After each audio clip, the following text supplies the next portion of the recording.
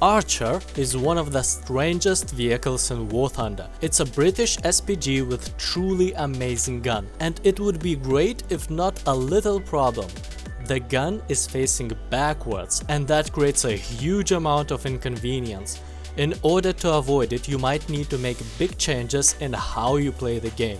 In the video, I will introduce the basic Archer gameplay, some differences in arcade and realistic, what to research first to suffer less, and some personal thoughts about this vehicle. But first, let me give you a better idea of what this tank is. Characteristics.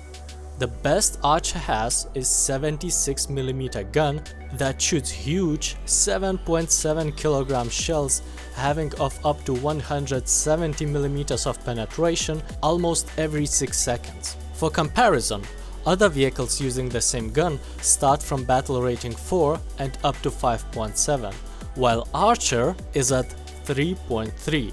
And when such gun is in low tier battles, it has no problem penetrating heaviest tanks frontally. The slight disadvantage is that it uses only solid shells without explosive filler, but because of sheer mass, it creates a lot of spalling. Most of the time you can expect a one-shot, especially when shell penetrates front and goes along the whole tank. Gun's depression -7, elevation 15 degrees. Nothing special here, but horizontal guidance is about twice wider than most turretless tank destroyers, 22 degrees to both sides. That lets you cover quite wide area. Unfortunately, targeting speed is extremely low. With aced crew, your gun goes up or down 4 and sideways only 2.5 degrees per second. You will be forced to move whole tank to lead fast-moving targets, especially at closer ranges. Armor is up to 20mm. That is so thin that it could be penetrated even by SPAAs. But when you point your gun towards enemies, usually you can survive a few hits. That's because then you have an engine, transmission and radiator separating your crew and ammunition from enemy shells. They soak up most of the damage, especially from high explosive shells or APHE, which usually detonate about 1 meter after penetration before they reach crew. Of course, in this case the engine will be damaged. You will burn often and will be unable to move. But if crew members survive, you can destroy enemy before starting repairs. While engine is in good condition, Archer feels like quite slow medium tank. Your maximum speed is locked at 33 km/h and you can expect to reach that quite quickly, but backwards is only 4. And that is the reason why you cannot just turn around and move backwards to have gun pointing towards enemies. To turn, Archer accelerates one track and stops another, which is less effective than spinning tracks in opposite directions, and that will be a big issue, because you will have to turn around very often. Vehicle is completely defenseless against aircraft. Open top exposes all your crew and ammo for attacks from above, and Archer can't do anything but hide. Playing Archer means camping, and you can't blame it for that, because it is the only thing this tank destroyer can do well. Match starts with camera facing away from battlefield. Then you start moving towards position where enemies are expected, turning around and waiting.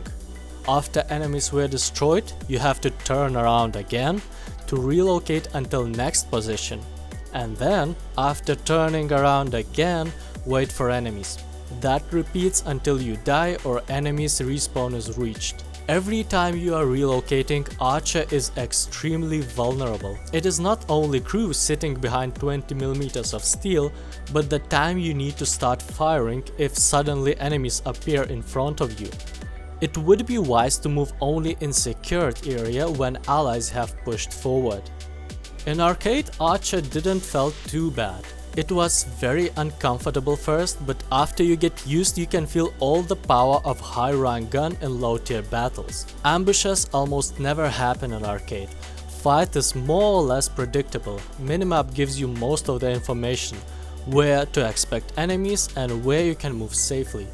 Additionally, you can turn faster because arcade engine boost And turning is critical for Archer, so just cover, very often use the route and shoot everything that comes your way. Gun gives you strong advantage over any vehicle, letting you shoot silhouettes and don't worry about penetration too much. As long as you stand in that area, enemies will not be able to advance. Because of what a big role gun plays in arcade, Archer might even feel as a good choice in some situations. Uncomfortable, very uncomfortable, but good.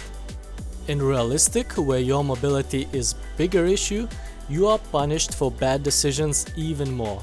There is always a fight in your mind between two options. Go as far as you could to face more enemies, or stay behind your allies and risk that you will waste your time behind a bush not seeing anyone until the match finishes. If you decide to try your luck and take position closer to middle of a map, you risk to run into an opponent and most likely you will be destroyed. He will be able to shoot right away, and most likely more than once, while you are slowly turning your vehicle. In these situations, if possible, try to take cover without stopping, as it is very unlikely that you will survive until the moment your gun is on target. And even if you do, probably you won't be able to shoot because of critical damage to your modules or crew.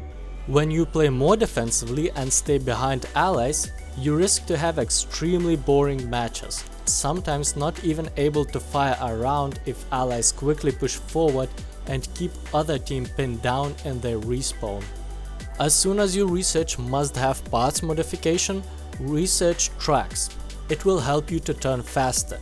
Then go for shells. Capped shell increases effectiveness on angled armor, and ballistic capped will increase penetration overall.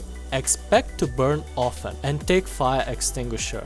After that, ignore everything that decreases weapon spread so you could research engine modifications faster. That will affect how fast you can turn around. And the gun is already quite accurate.